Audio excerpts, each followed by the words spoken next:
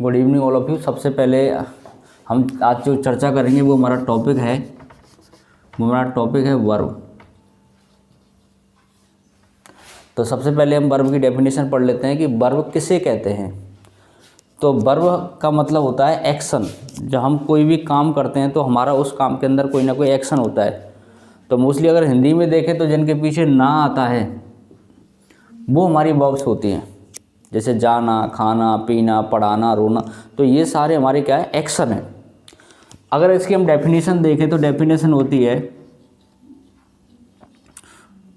Word that shows an action, position, state, process is called action, is called verb। वे शब्द जो show करें, किसी action को show करें, किसी पोजीशन को शो करें, या किसी स्टेट को शो करें, या किसी प्रोसेस को शो करते हैं, वो हमारी वर्ब्स कहलाती हैं। जैसे मैं आपसे कहता हूँ कि I have a car, I have a car, मेरे पास एक कार है। तो अब इसमें मैं आपसे पूछूं हैव क्या है, तो आप कहोगे सर हैव हमारी हेल्पिंग वर्ब होती है। पर ये हेल्पिंग वर्ब तो जब होती है जब आप मेन वर्ब की थर्ड फॉर्म हो। तो कहने का मतलब जो हमारा यहाँ पे ये हैव है, ये हेल्पिंग वर्ब नहीं है, ये हमारी मेन वर्ब है। और यदि इसका हिंदी में अर्थ देखें तो हिंदी में इसका अर्थ होता है आई हैव ए कार, मेरे पास एक कार है। तो यहाँ पर हैव जो शब्द है वो अधिकार बता रहा है, पोजीशन को शो कर रहा है, इसलिए मैंने इस डेफिनेशन में लिखा है पोजीशन। अब जैसे मैं आपसे कहता हूँ आई एम सैड, मैं दुखी हूँ।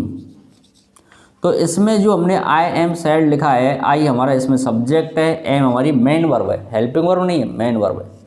और सैड माने होता है दुखी। तो मैं दुखी हूँ ये अपनी स्टेट को बता रही है, तो इसलिए मैंने इस डेफिनेशन में लिखा है स्टेट।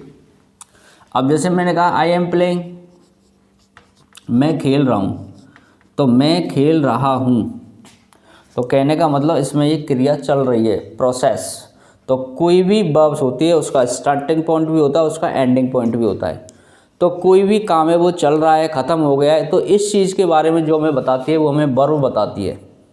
तो हम जब टेंस बनाते हैं तो किसी में फर्स्ट फॉर्म का यूज़ करते हैं, किसी में आईएनजी का यूज़ करते हैं, किसी में थर्ड फॉर्म का यूज़ करते हैं। कहने का मतलब उसमें क्रिया चेंज होती है, क्रिया हमें ये बताती है कि काम चल रहा है या इसमें ख़त्म हो गया है।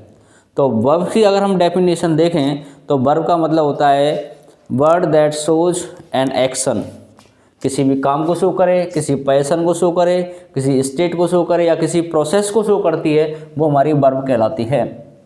अब हम वर्ब क्यों पढ़ रहे हैं, क्योंकि वर्ब हमारे इंग्लिश का सबसे मेन इंपॉर्टेंट टॉपिक है। जैसे मैं आपके सामने लिखता हूँ आई क्रिकेट, तो इसका कोई अर्थ नहीं निकल रहा है। लेकिन अगर इसमें मैं आपसे कहता हूँ आई प्ले क्रिकेट, मैं क्रिकेट खेलता हूँ, तो कहने का मतलब जब तक हमने इसमें प्ले शब्द नहीं लगाया था, जब तक हमने इसमें वर्ब नहीं लगाई थी, जब तक ये मृत सेंटेंस था, इसका कोई अर्थ नहीं था। लेकिन जब हमने इसमें प्ले लगा दिया तो इसका ये अर्थ निकल गया कि आई प्ले क्रिकेट, मैं क्रिकेट खेलता हूँ। तो किसी भी सेंटेंस को कंप्लीट करने में जो रोल होता है वो हमारे वर्ब का होता है। और वर्ब अपने आप में कंप्लीट सेंटेंस होता है। अगर हम वर्ब की बात करें तो केवल इंग्लिश में एक वर्ब ऐसे आया है कि जो अपने आप में कंप्लीट सेंस देता है। जैसे मैं आपके सामने लिखता हूँ मोहन ही ऑन गोड, और मैं आपसे लिखता हूँ गो, और गो के बाद फुल स्टॉप लगा देता हूँ मैं। तो गो माने होता है जाना, तो इसका अर्थ है जाओ। तो मैं आपसे कहूँ गो क्या है, तो गो एक कंप्लीट सेंटेंस है अपने आप में, इसका मतलब है जाओ। जब आप इम्परेटिव सेंटेंस पढ़ते हो तो इम्परेटिव सेंटेंस वर्ब की फर्स्ट फॉर्म से स्टार्ट होते हैं, ना उन्हें सब्जेक्ट चाहिए ना उन्हें ऑब्जेक्ट चाहिए। तो जब ये गो अपना कंप्लीट सेंस खुद दे सकती है, अपने आप में खुद सेंटेंस है, तो आप समझ लो इस वर्ब का इंग्लिश में कितना बड़ा रोल होगा। आपको इसके बाद तो फुल स्टॉप लगाया आपने, तो इसमें भी फुल स्टॉप लगा, चलो इसमें भी फुल स्टॉप लगा देते हैं। तो इसके बाद तो फुल स्टॉप लगाने से ये गलत और हो जाएगा सेंटेंस, इसका कोई भी अर्थ नहीं है, क्योंकि फुल स्टॉप कहाँ लगता है, सेंटेंस के एंड में लगता है, और ये कोई सेंटेंस है ही नहीं, ये हमारा नाउन है, ये हमारा प्रोनाउन है, ये प्रीपोजिशन है, ये हमारा एडजेक्टिव है। तो कहने का मतलब है कि विदाउट वर्ब के आप कोई सेंटेंस नहीं बना सकते हो। तो इसलिए वर्ब का पढ़ना हमारे लिए मेन इम्पोर्टेंट है। अब हम वर्ब की बात करें कि वर्ब हमारे कितने तरीके की होती हैं, तो वर्ब हमारे 2 तरीके की होती हैं इंग्लिश में। तो आज हम वर्ब के बारे में चर्चा करेंगे। तो वर्ब है, एक हमारी फाइनाइट वर्ब होती है और एक हमारी नॉन फाइनाइट वर्ब होती है। एक तो हमारी फाइनाइट और एक हमारी होती है नॉन फाइनाइट। फाइनाइट वर्ब क्या होती है, नॉन फाइनाइट वर्ब क्या होती है। फाइनाइट वर्ब का मतलब होता है कि वे वर्ब जो टेंस का या पर्सन का चेंज करने पर चेंज हो जाएं, वो हमारी फाइनाइट वर्ब कहलाती हैं। जैसे मैं आपसे लिखता हूं, आई प्ले क्रिकेट, मैं क्रिकेट खेलता हूं। अब इसमें टेंस, इसमें मैं सब्जेक्ट चेंज करता हूं और सब्जेक्ट चेंज करूंगा तो प्ले नहीं आएगा, प्लेज आएगा। इसका मतलब यदि मैंने सब्जेक्ट चेंज किया तो वर्ब चेंज हो गई, और वर्ब चेंज हो गई, इसका मतलब ये हमारी फाइनाइट वर्ब है, ये हमारी फाइनाइट वर्ब है। टेंस का चेंज करके देखते हैं, ही प्लेड क्रिकेट। मैं आपसे कहूँ प्लेड कैसी क्रिया, जब हमने इसमें टेंस का चेंज किया तो प्लेस का प्लेड हो गया, इसका मतलब ये क्रिया चेंज हो रही है। और जब ये क्रिया अगर चेंज हो रही है तो इसको हमने नाम दिया फाइनाइट वर्ब। तो सिंपल शब्दों में अगर इसकी हम डेफिनेशन देखें तो डेफिनेशन ये होती है कि वे वर्ब जो पर्सन का चेंज करने पर या टेंस का चेंज करने पर जो परिवर्तित हो जाएं, उन्हें हम कहते हैं फाइनाइट वर्ब। या किसी के, जैसे हमारे मॉडल ले लो, आई कैन रन। मैं आपसे कहता हूँ इसमें कैन क्या है, कैन इसमें फाइनाइट वर्ब है। क्योंकि फाइनाइट वर्ब कौन सी होती है, फाइनाइट वर्ब हमारी वो होती है जो सब्जेक्ट के पास, सब्जेक्ट के सबसे नज़दीक होती है। और सब्जेक्ट के सबसे नज़दीक क्या है, इसमें कैन है, तो इसका मतलब ये फाइनाइट है। अगर इसका पास बनाता हूँ ना तो इसका बनेगा आई कुड रन। तो कहने का मतलब ये हमारी मूड के बारे में बता रही हैं, मूड, दशा। मॉडल किसके बारे में बताते हैं, मूड के बारे में बताते हैं। तो इसके सबसे नज़दीक क्या था, कुड था, ये फाइनाइट वर्ब है। अब कहोगे सर ये है वर्ब, तो नहीं, ये है हमारी, क्योंकि हमने जब पास चेंज किया तो फिर भी ये रन था। कहने का मतलब ये फाइनाइट है और ये हमारी नॉन फाइनाइट वर्ब है। अब जैसे स्टेट के बारे में बताती हैं, स्टेट, स्टेट जैसे मैं कहता हूँ आई एम सैड, मैं दुखी हूँ, तो ही वॉज सैड या ही इज सैड, वह दुखी है। तो इसका मतलब हमने टेंस का चेंज किया, सॉरी पर्सन का चेंज किया, तो इसमें हेल्पिंग हमारी मेन वर्ब चेंज हो गई। तो ये हमारी फाइनाइट वर्ब है। तो नॉन फाइनाइट वर्ब किसे कहेंगे, नॉन फाइनाइट वर्ब हमारी वो वर्ब होती हैं जिनमें चाहे आप टेंस का चेंज कर लो, चाहे आप पर्सन का चेंज कर लो, या आप किसी भी चीज़ का चेंज कर लो, तो उसमें क्या होता है, वो वर्ब चेंज नहीं होती है। उसे हम कहते हैं नॉन फाइनाइट वर्ब। जैसे मैं कहता हूँ I want to play, I want to play, मैं खेलना चाहता हूँ, ये हमारा सेंटेंस है। अब मैं कहता हूँ he wants to play, he wants to play, वह खेलना चाहता है। He wanted to play, he wanted to play, वह खेलना चाहता है। तो देखिए इसमें हमने चेंज किया, वर्ब चेंज हुई, टेंस चेंज किया, वर्ब चेंज हुई, लेकिन टू प्ले हमारी वर्ब थी, वो चेंज नहीं हुई। इसका मतलब ये फाइनाइट वर्ब है और ये हमारी कैसी है, नॉन फाइनाइट वर्ब है। और भी देखते हैं। अब हम नॉन फाइनाइट वर्ब कितने तरीके की होती हैं हमारी इंग्लिश में, वो हम एक बार चर्चा कर लेते हैं। नॉन फाइनाइट वर्ब,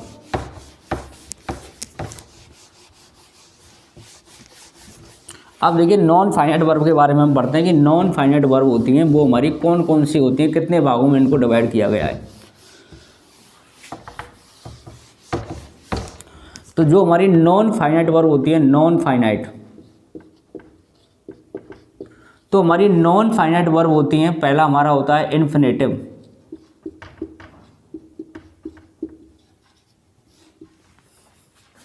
दूसरा होता है हमारा जीरंड, और नेक्स्ट होता है हमारा पार्टिसिपल। इन्फिनेटिव किसे कहा जाता है? जिसमें टू प्लस वर्ब की फर्स्ट फॉर्म का यूज होता है उसे इन्फिनेटिव कहा जाता है। जैसे मैंने आपसे सामने सेंटेंस लिखा था आई वांट टू प्ले, मैं खेलना चाहता हूँ, तो इसमें प्ले से पहले टू लगा हुआ है तो ये इन्फिनेटिव है। अब ये ज़रूरी नहीं है कि वर्ब है वो वर्ब ही हो, अपना रूप भी चेंज कर सकती है। आई वांट टू प्ले, मैं खेलना चाहता हूँ, क्या चाहता हूँ? खेलना। तो इसमें जो खेलना है वो क्या है? ऑब्जेक्ट है। और ऑब्जेक्ट या तो हमारा नाउन होता है या प्रोनाउन होता है। अब ये प्रोनाउन तो है नहीं, ये क्या है? हमारा नाउन है। आपसे कहें टू प्ले वर्ब है, नहीं, ये क्या है? नाउन है।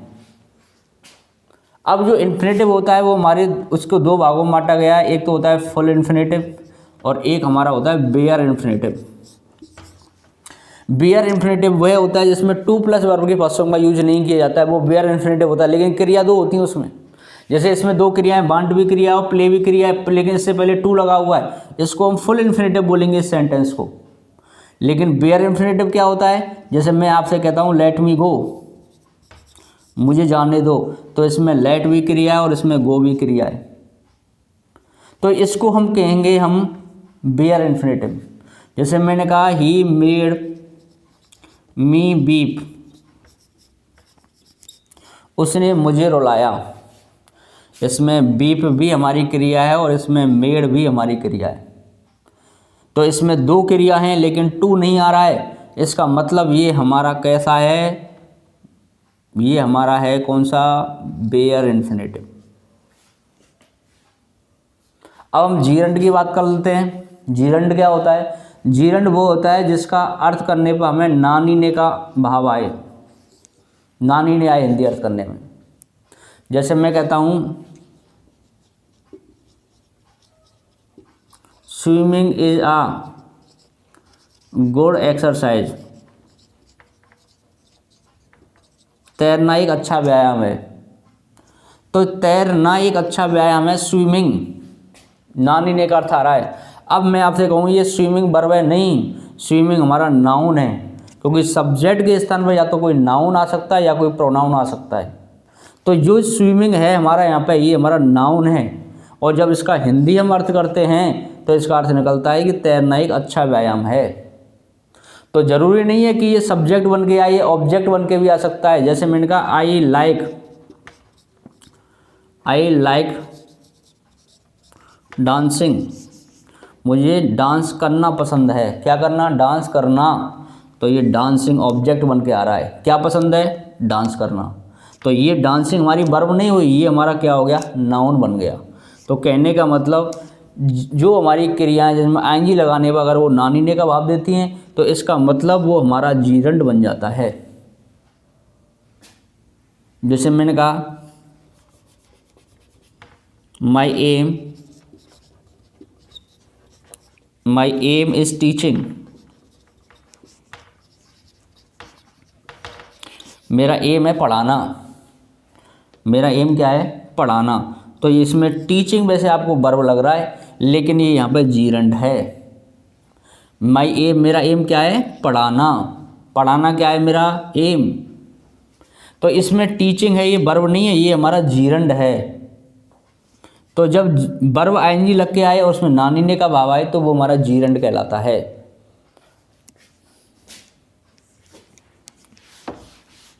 जैसे मैं कहता हूँ smoking is dangerous to health, धूम्रपान करना स्वास्थ्य के लिए हानिकारक है। तो स्मोकिंग है वो भी हमारा जीरंड है यहाँ पे। अब हम बात करते हैं पार्टिसिपल की। अब पार्टिसिपल क्या होता है? पार्टिसिपल को हमने तीन भागों में डिवाइड किया गया है। पार्टिसिपल एक तो हमारा होता है प्रेजेंट पार्टिसिपल,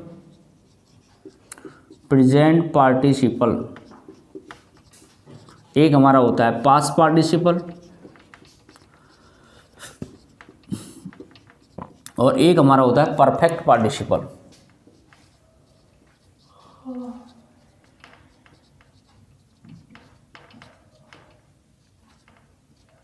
परफेक्ट पार्टिसिपल।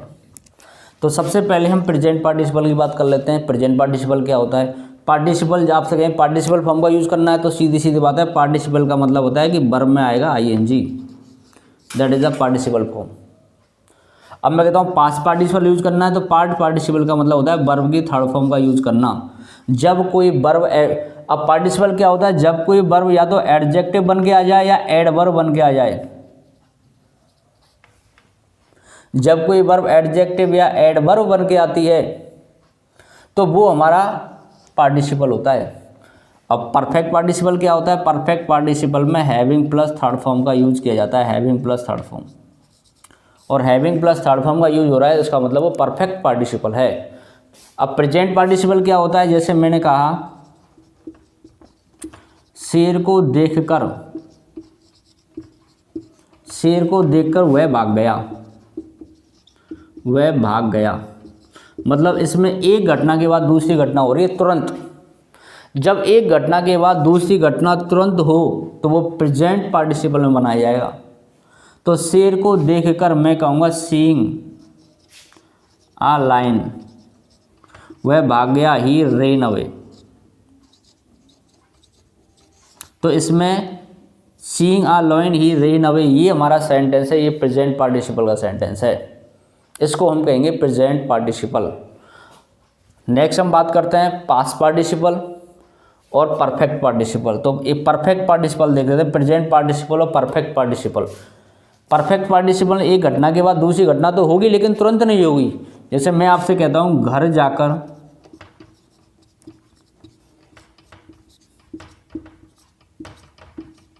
मैंने खाना खाया, घर जाकर मैंने खाना खाया, तो हैविंग रीच्ड होम, मैंने खाना खाया, आई टुक फूड। तो हैविंग रीच्ड होम, तो हैविंग के पास वर्ब की थर्ड फॉर्म आ रही है। तो आपसे कोई पूछे ये किसका सेंटेंस है, तो सीधा कहोगे सर ये परफेक्ट पार्टिसिपल का सेंटेंस है, क्योंकि एक घटना के बाद दूसरी घटना तो हो रही है लेकिन इसमें थोड़ा सा गैप है, क्योंकि तुरंत ये घटना नहीं हो रही है, इसलिए इसको हम बनाएंगे परफेक्ट पार्टिसिपल में। अब हम बात करते हैं पास्ट पार्टिसिपल क्या होता है। पास्ट पार्टिसिपल मतलब वर्ब की थर्ड फॉर्म का यूज है। जैसे मैंने कहा I found a broken pen, I found मुझे मिला, आ ब्रोकन पेन मुझे एक टूटा हुआ पेन मिला। कैसा पेन मिला, टूटा हुआ, ब्रोकन वर्ब की थर्ड फॉर्म है, पर लेकिन यहाँ पे ये पेन नाउन है और ब्रोकन हमारा क्या होगा, एडजेक्टिव होगा। तो अब मैं आपसे पूछूं ये क्या है, ये है हमारा पास्ट पार्टिसिपल। पास्ट पार्टिसिपल का मतलब इसमें आ रही है वर्ब की थर्ड फॉर्म, तो इसको हम बोलेंगे पास्ट पार्टिसिपल। तो हमने प्रेजेंट पार्टिसिपल देख लिया। प्रेजेंट पार्टिसिपल वर्ब में आपसे कोई प्रेजेंट पार्टिसिपल फॉर्म यहाँ पे यूज होगी तो आप समझ लेना वर्ब की फर्स्ट फॉर्म आएंगी यूज होगी।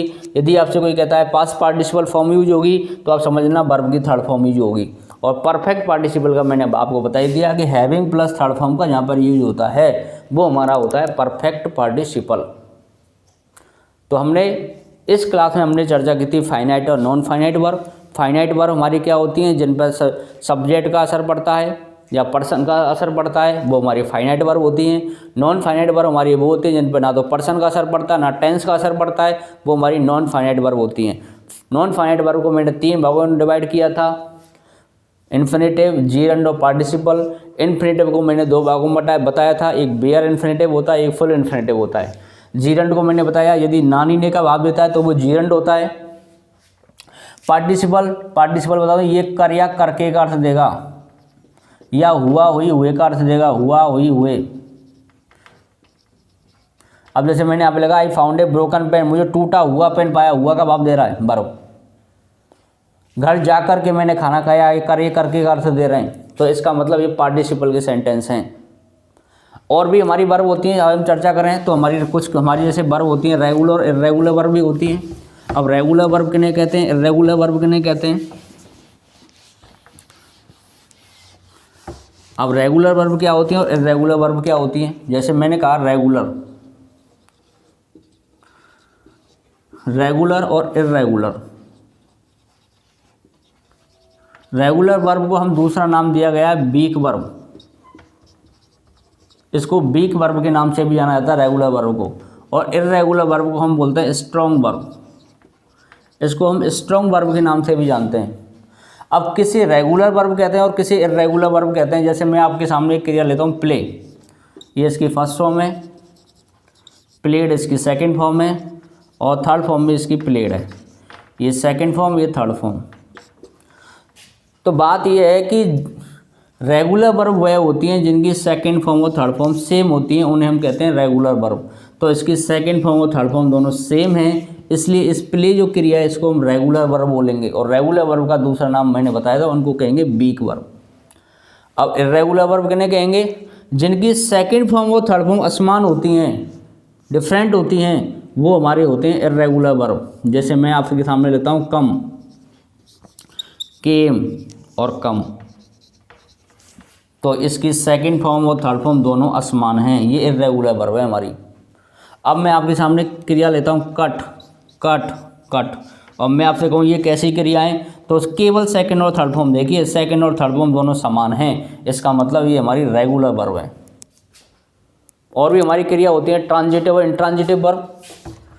अब देख लो ट्रांजिटिव, ट्रांजिटिव और इंट्रांजिटिव।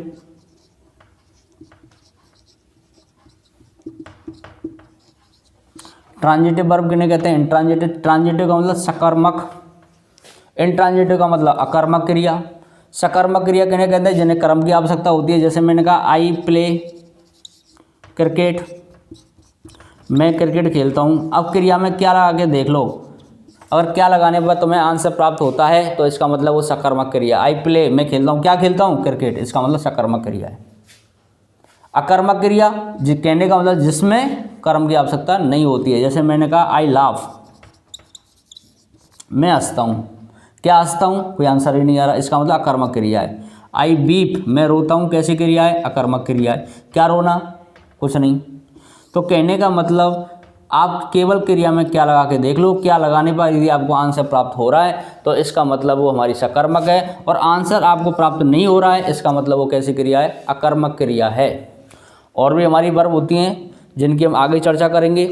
जैसे हमारी स्टेटिव वर्ब भी होती हैं, हमारी लिंकिंग वर्ब भी होती हैं। अब जैसे ये मेन वर्ब है, मेन वर्ब का नाम भी, अब मेन वर्ब जो मैं आपको पढ़ा रहा हूँ, मेन वर्ब, इसको हम मेन वर्ब भी बोलते हैं। इनको हम लेक्सिकल वर्ब भी बोलते हैं और इनको हम प्रिंसिपल वर्ब भी बोलते हैं। इनको बहुत, जैसे मैं कहता हूँ आई प्ले के, अब मैं आपसे कहूँ प्ले क्या है, अब मैं कहूँगा प्ले मेन वर्ब है, वर्ब है हमारी। जैसे मैं सेंटेंस लिखता हूँ आई एम प्लेइंग, मैं खेल रहा हूँ, और मैं ये आपसे कहूँ प्लेइंग क्या है, तो आप कहोगे सर इसमें मेन वर्ब है। तो इस मेन वर्ब को ही हम लेक्सिकल वर्ब बोलते हैं और लेक्सिकल वर्ब को ही हम प्रिंसिपल वर्ब बोलते हैं। और भी हमारी क्रियाएं जैसे मॉडल एक्सिलरी वर्ब हमारी वर्ब होती हैं। मॉडल जैसे can, code, will, would, may, might, must, इनको हम मॉडल एक्सिलरी वर्ब बोलते हैं। सेमी मॉडल्स भी बोलते हैं। सेमी मॉडल्स की हम बात करें तो हमारा जैसे नीड होता है, डेयर होता है, यूज्ड होता है, यूज्ड टू होता है, तो ये हमारे क्या सेमी मॉडल्स होते हैं, उनकी हम आगे क्लास में चर्चा करेंगे। तो केवल आपको मैंने 3 वर्ब बताई हैं आज आपको, एक तो फाइनाइट और नॉन फाइनाइट वर्ब बताई हैं, रेगुलर इर्रेगुलर वर्ब बताई हैं, एक ट्रांजिटिव और इंट्रांजिटिव वर्ब मैंने इस क्लास में आपको बताई हैं। एक बार इस क्लास को पूरी तरीके से देखिए, क्योंकि वीडियो से ही मालूम चल जाता है कि जो स्टूडेंट वीडियो को पूरा कंप्लीट देखते हैं इसका मतलब दे आर इंटरेस्टेड, उनका इंटरेस्ट है पढ़ाई में, और जो वीडियो को पूरा नहीं देखते हैं इसका मतलब वो पढ़ाई के प्रति इंटरेस्टेड नहीं हैं। तो सबसे पहले इस वीडियो को 1-2 बार आप देखिए और समझिए, उसके बाद हम वर्ब आगे की क्लास में और भी वर्बों के बारे में हम चर्चा करेंगे कि स्टेटिव वर्ब हमारी क्या होती हैं, लिंकिंग वर्ब हमारी क्या होती हैं, डायनेमिक वर्ब हम किन्हें किन्हें बोलते हैं। तो हमारे बहुत सारे वर्ब के काइंड होते हैं जो हम अगली क्लास में पढ़ेंगे। तो पहले आप इस क्लास को देखने के बाद अपने आप को एनर्जेटिक महसूस करोगे कि ये भी हमारी वर्ब्स होती हैं, तो इसको कंप्लीट तरीके से एक बार आप पढ़ें। That's enough from my side.